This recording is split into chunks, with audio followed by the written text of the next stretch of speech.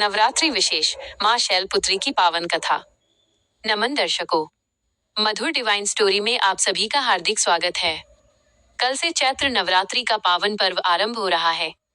नवरात्रि केवल व्रत और उपवास का समय नहीं है, बल्कि ये अपनी आंतरिक शक्ति को जगाने और स्वयं को प्रकृति की दिव्य ऊर्जा से जोड़ने का उत्सव है। इन 9 दिनों में प्रकृति का कोना कोना सकारात्मकता से भर जाता है। नवरात्रि के 9 रूप हमें जीवन के 9 महत्वपूर्ण गुण सिखाते हैं, जो हमें अंधकार से प्रकाश की ओर ले जाते हैं। आज नवरात्रि का प्रथम दिन है और यह दिन समर्पित है मां शैलपुत्री को।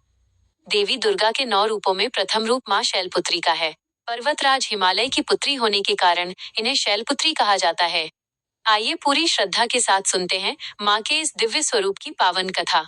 पौराणिक कथाओं के अनुसार मां शैलपुत्री अपने पूर्व जन्म में प्रजापति दक्ष की पुत्री थी और उनका नाम सती था। उनका विवाह भगवान शिव के साथ हुआ था।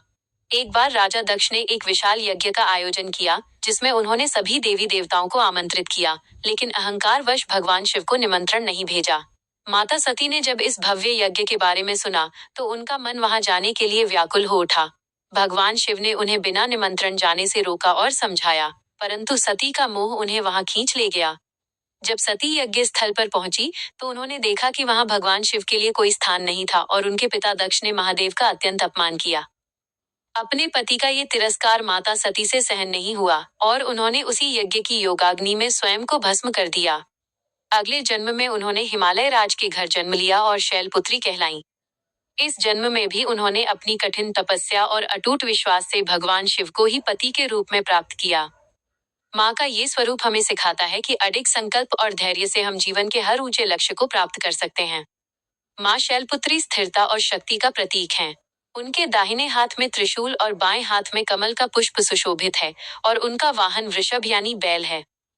आशा है कि माँ शैलपुत्री की यह कथा आपके जीवन में नई ऊर्जा और स्थिरता लेकर आएगी। अगर आपको माँ की ये महिमा पसंद आई हो, तो इस वीडियो को लाइक करें और भक्ति के इस संदेश को अपने मित्रों और परिवार के साथ शेयर जरूर करें। धर्म, अध्यात्म और ऐसी ही दिव्य कहानियों से जुड़े रहने के लिए हमारे चैनल मधुर डिवाइन स्टोरी को अभी सब्सक्राइब करें और बेल आइकन दबाना न भूलें। कमेंट बॉक्स में अपनी श्रद्धा प्रकट करें और लिखें, जय माता दी। माँ शैलपुत्री आप सभी की मनोकामनाएं पूर्ण करें।